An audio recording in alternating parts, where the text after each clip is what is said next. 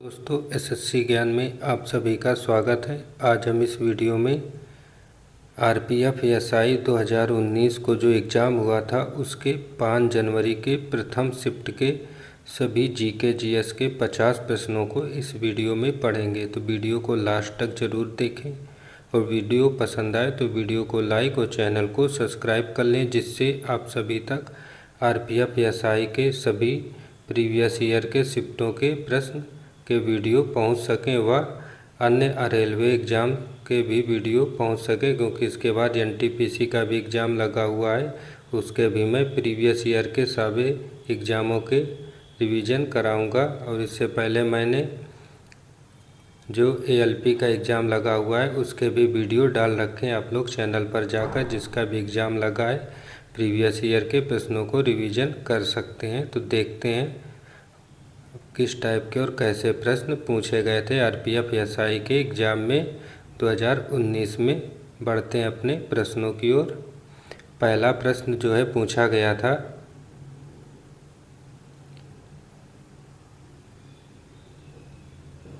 कि उद्योग आधार मेमोरेंडम योजना का मुख्य उद्देश्य क्या है। तो इसका आंसर था व्यवसाय करने में आसानी को बढ़ावा देना।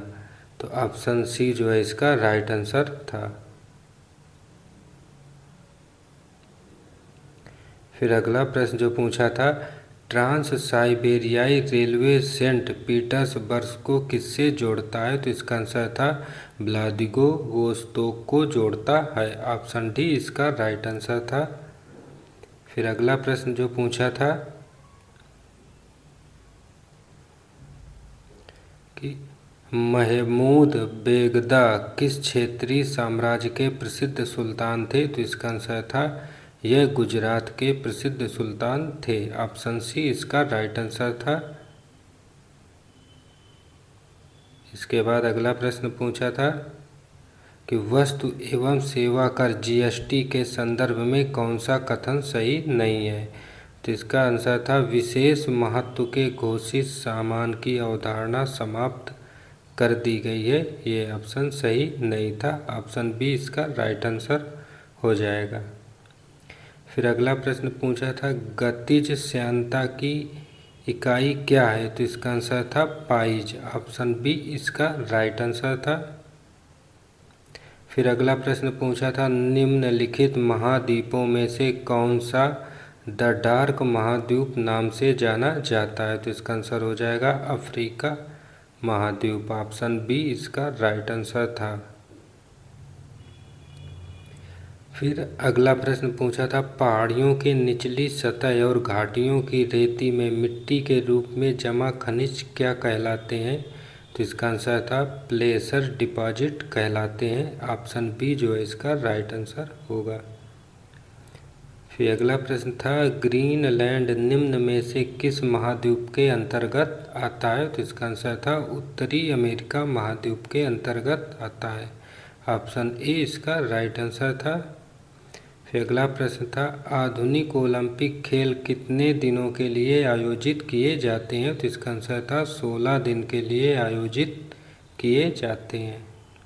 फिर अगला प्रश्न पूछा था बीहड़ आमतौर पर भारत के किस नदी बेसिन में पाए जाते हैं। तो इसका आंसर था चंबल में पाए जाते हैं। ऑप्शन बी जो है इसका राइट आंसर था। फिर अगला प्रश्न पूछा था दुनिया में सबसे ज़्यादा वर्षा वाला स्थान निम्न में कौन सा है। तो इसका आंसर होगा मौसिन राम, जो मेघालय राज्य में स्थित है भारत के अंदर। ऑप्शन डी जो है इसका राइट आंसर होगा। फिर अगला प्रश्न है कि केंद्र राज्य के संबंधों के निर्धारण के लिए बनाए गए प्रथम 3 संसदीय सदस्यीय आयोग की अध्यक्षता किसने की थी। तो इसका आंसर होगा आर.एस. सरकारिया ने की थी। ऑप्शन डी जो है इसका राइट आंसर होगा। फिर अगला प्रश्न पूछा था रिले शब्द किससे संबंधित है। तो इसका आंसर था रनिंग से संबंधित है रिले शब्द। ऑप्शन बी जो है इसका राइट आंसर था। फिर अगला प्रश्न था वर्तमान में भारतीय संविधान में कितनी भाषाएं स्वीकृत हैं। तो इसका आंसर था 22 भाषाएं जो हैं स्वीकृत हैं। ऑप्शन डी इसका राइट आंसर था। फिर अगला प्रश्न था, निम्नलिखित में से कौन सा राज्य हर साल हॉर्नबिल त्यौहार मनाता है? तो इसका आंसर होगा नागालैंड राज्य हॉर्नबिल त्यौहार मनाता है। ऑप्शन बी जो है इसका राइट आंसर था। फिर अगला प्रश्न था, किस अनुच्छेद में वित्त आयोग को अर्ध न्यायिक निकाय के रूप में स्थापित करने का प्रावधान है? तो इसका आंसर था अनुच्छेद 280 में इसका प्रावधान किया गया है। ऑप्शन बी जो है इसका राइट आंसर था। फिर अगला था, नीति आयोग के अध्यक्ष कौन है? तो आंसर होगा प्रधानमंत्री जो है नीति आयोग के अध्यक्ष होते हैं। तो ऑप्शन ए जो है इसका राइट आंसर होगा। फिर अगला प्रश्न था, प्रसिद्ध पुस्तक कामसूत्र किसने लिखी थी? तो इसका आंसर होगा वात्स्यायन द्वारा लिखी गई है कामसूत्र। ऑप्शन डी इसका राइट आंसर होगा। फिर अगला प्रश्न, एक्सरे की खोज किसने की थी? तो इसका आंसर होगा विल्हेम कॉनराड रोएंटजेन ने की थी एक्सरे की खोज। ऑप्शन बी इसका राइट आंसर था। फिर अगला था, एक बड़ी सजा को हल्की सजा में परिवर्तित करना कहलाता है। तो आंसर होगा लघुकरण। ऑप्शन ए जो है इसका राइट आंसर होगा। फिर अगला प्रश्न पूछा था, कार्बन के द्वारा अन्य कार्बन परमाणुओं के साथ सहसंयोजन बंधन बनाने की विशेषता क्या कहलाती है? तो इसका आंसर होगा श्रृंखलन कहलाती है। ऑप्शन डी इसका राइट आंसर होगा। फिर अगला प्रश्न था, पहली अंतर्राज्यीय परिषद का गठन कब हुआ था? तो इसका आंसर होगा 1990 ईस्वी में गठन किया गया था। ऑप्शन बी जो है इसका राइट आंसर था। फिर अगला था, निम्नलिखित में से किस राज्य में लेपाक्ष मंदिर स्थित है? तो आंसर हो जाएगा आंध्र प्रदेश राज्य में। ऑप्शन सी जो है इसका राइट आंसर होगा। फिर अगला प्रश्न था, दिए गए विकल्पों में से कौन सा एक व्यक्तिगत खेल नहीं है? तो इसमें से खो खो जो है एक व्यक्तिगत खेल नहीं है। ऑप्शन डी जो है इसका राइट आंसर हो जाएगा। फिर अगला प्रश्न, जय जवान जय किसान का नारा किसने दिया था? तो आंसर होगा लाल बहादुर शास्त्री ने नारा दिया था। ऑप्शन डी जो है इसका राइट आंसर होगा। फिर अगला प्रश्न है, भारत ने किस वित्तीय वर्ष में आईएमएफ के साथ विस्तारित निधि सुविधा समझौते पर हस्ताक्षर किए थे? तो आंसर हो जाएगा 1981-82 में किए थे। ऑप्शन बी जो है इसका राइट आंसर होगा। अगला, एक घटना है जिसमें पेरुवियन तटीय प्रदेश से गर्म समुद्री लहरें बहती हैं, उसे कहा जाता है? तो आंसर हो जाएगा एल नीनो कहा जाता है। ऑप्शन बी जो है इसका राइट आंसर हो जाएगा। फिर अगला था, प्रसिद्ध खिलाड़ी खसाबा जाधव किस खेल से संबंधित हैं?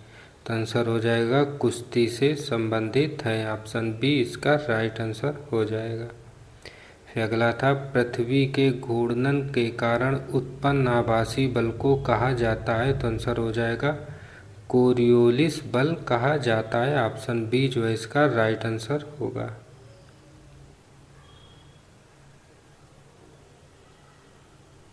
फिर अगला प्रश्न है, एंटीबायोटिक युक्त क्लोरीन जो सूक्ष्म जीवों युक्त मिट्टी द्वारा उत्पादित होता है, जो टाइफाइड बुखार के इलाज के लिए प्रभावी है, उसका नाम क्या है?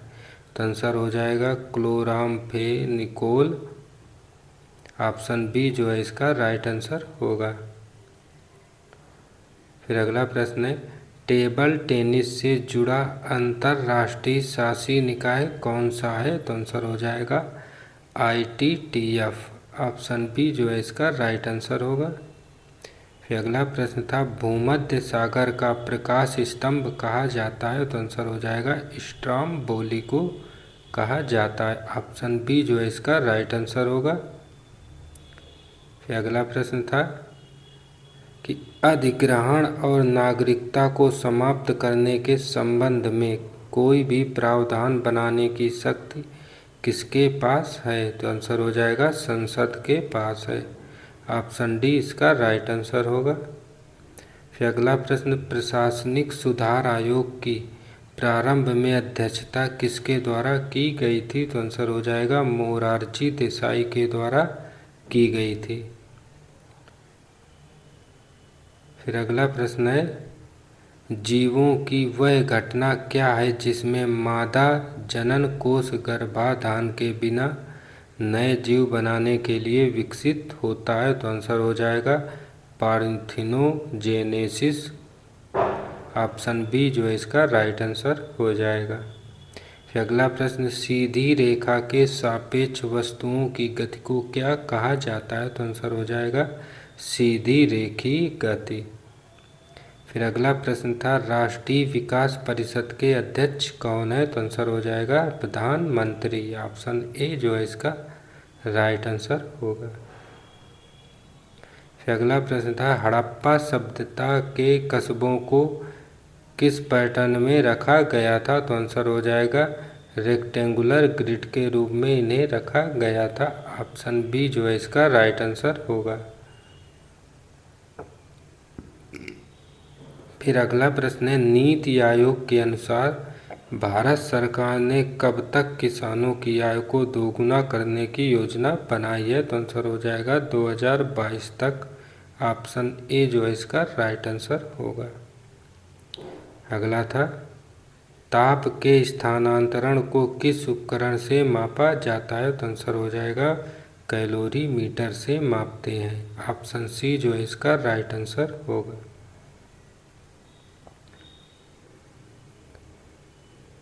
अगला प्रश्न है, किस अनुच्छेद के तहत संसद राज्य या केंद्र शासित प्रदेश के भीतर आवास को रोजगार के लिए एक शर्त निर्धारित कर सकती है? तो आंसर हो जाएगा अनुच्छेद 16 के अंतर्गत। ऑप्शन डी जो है इसका राइट आंसर हो जाएगा। अगला प्रश्न है, महायान शब्द किस धर्म से संबंधित है? तो आंसर होगा बौद्ध धर्म से संबंधित है। ऑप्शन बी इसका राइट आंसर होगा। फिर अगला प्रश्न है, मधुमक्खी के छत्ते के रख रखाव को किस नाम से जाना जाता है? तो आंसर हो जाएगा एपीकल्चर के रूप में जाना जाता है। ऑप्शन ए जो इसका राइट आंसर होगा। फिर अगला प्रश्न है, लोथल का प्राचीन हड़प्पा शहर किस राज्य में स्थित है? तो आंसर हो जाएगा गुजरात राज्य में स्थित है। फिर अगला प्रश्न, हिंडोला महल और जहाज महल किस क्षेत्रीय वास्तुकला शैली से संबंधित है? तो आंसर हो जाएगा मांडू क्षेत्र से संबंधित है। फिर अगला प्रश्न है, पेरीप्लैनेटा अमेरिकाना का साधारण नाम क्या है? तो आंसर हो जाएगा अमेरिकन कॉकरोच। ऑप्शन बी इसका राइट आंसर होगा। फिर अगला प्रश्न है, राष्ट्रपति का अध्यादेश जारी किया जा सकता है? तो आंसर होगा समान सीमाओं वाले प्रावधानों पर संसदीय अधिनियम के रूप में जारी किया जा सकता है। ऑप्शन ए जो है इसका राइट आंसर होगा। फिर अगला प्रश्न है, भारत में चिश्ती संप्रदाय किसने स्थापित किया था? तो इसका आंसर होगा मोइनुद्दीन चिश्ती ने स्थापित किया था। ऑप्शन ए जो है इसका राइट आंसर होगा। फिर अगला था, में से कौन सा भारत का एक प्रमुख चाय उत्पादक क्षेत्र नहीं है? तो आंसर होगा कश्मीर वैली। ऑप्शन सी इसका राइट आंसर होगा। फिर अगला है, खेलों में डेकाथलॉन में कितनी प्रतिस्पर्धाएं होती हैं? तो इसका आंसर होगा 10 प्रतिस्पर्धाएं होती हैं। ऑप्शन सी इसका राइट आंसर होगा। तो ये थे जीके जीएस व साइंस के सभी 50 प्रश्न जो आरपीएफ एसआई के फर्स्ट शिफ्ट में पूछे गए थे। 2019 में जो एग्ज़ाम हुआ था, आपने देखा होगा किस टाइप के और किस लेवल के प्रश्न पूछे गए हैं। आप लोग ऐसे ही चैनल से जुड़े रहें और वीडियो पसंद आया हो तो वीडियो को लाइक और चैनल को सब्सक्राइब ज़रूर कर लें, जिससे आप सभी तक आरपीएफ एसआई प्रीवियस ईयर के जितने भी वीडियो बनाऊं आप सभी तक टाइम से पहुंचते रहें और आप अपनी तैयारी अच्छे से करते रहें। मिलते हैं अगले वीडियो में, तब तक के लिए नमस्कार, जय हिंद।